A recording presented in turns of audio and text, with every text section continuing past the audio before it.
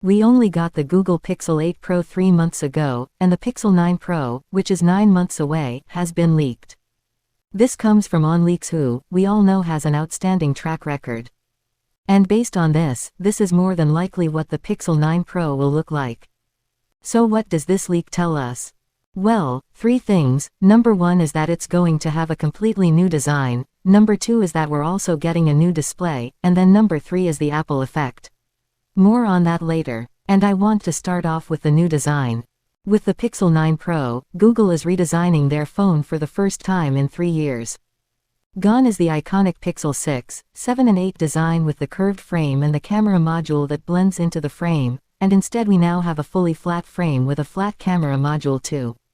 The display also appears to be fully flat. On the Pixel 6 Pro and 7 Pro this was curved, although less so on the 7 Pro, while on the 8 Pro the display was actually flat, but the side bezels were a bit curved. On the 9 Pro the bezels do not appear to be curved at all, but they do appear to be ever so slightly thinner than on the 8 Pro.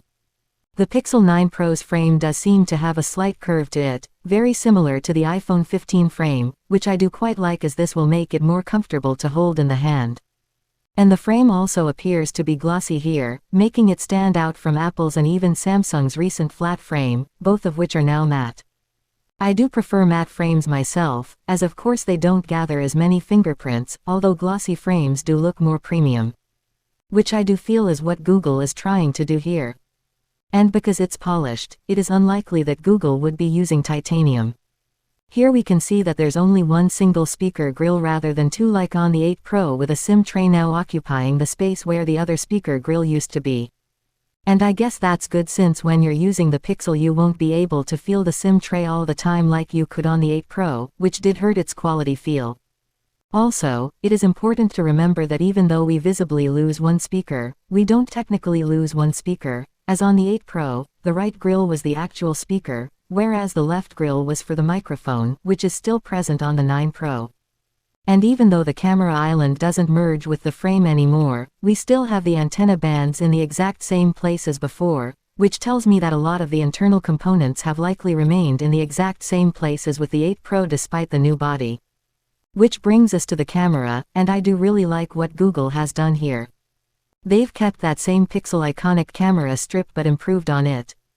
It now looks more similar to the Pixel false camera module, which was indeed an odd one as it was Google's only recent Pixel that didn't have the camera strip merge with a frame. It now seems like Google will be adopting this look for their other Pixel phones too.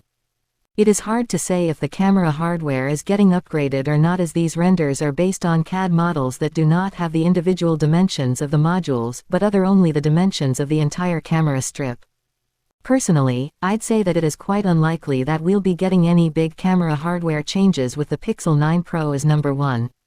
The Pixel 9 Pro is already using a newer sensor than the Pixel 7 Pro and 6 Pro, albeit one with the same specs, and number 2 big design changes like we're getting with the 9 Pro are quite costly, so it is unlikely that Google would be investing in some big camera hardware changes this year.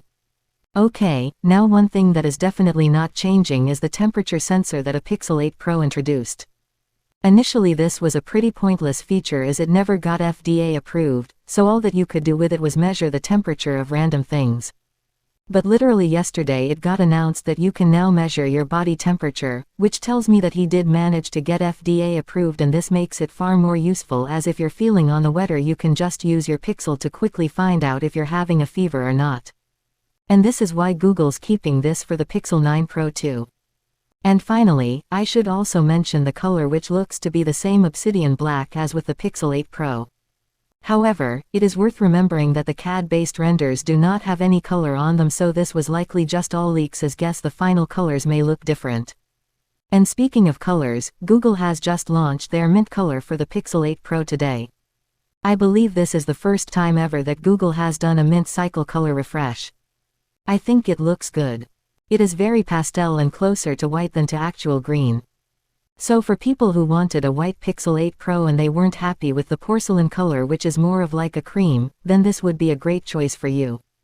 Which makes me think that maybe we would see the pure white finish making a return with a Pixel 9 Pro this year, and especially if this model sells well, we could also see a green Pixel 9 Pro. Personally, I would love to see something that's a bit darker, kind of like the Flip 5 green. Absolutely love that. The second thing that this leak tells us is that we are also getting a new display, one that would be smaller at 6.5 inches according to all leaks, as opposed to the Pixel 8 Pro's 6.7-inch display. Twitter user Austin Murphy claims that it might actually be closer to 6.7 inches again, to which Onleaks responded that he doesn't need measure the phones from rounded corner to rounded corner rather than from squared off corner to squared off corners like manufacturers do.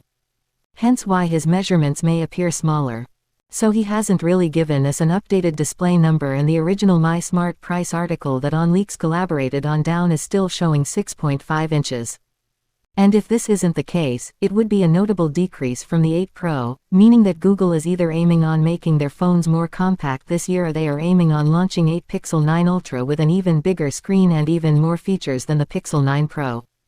Personally, I do think that Google making their display smaller might impact their sales, as users who want the biggest displays will go for the S24 Ultra, which comes with a 6.8-inch display.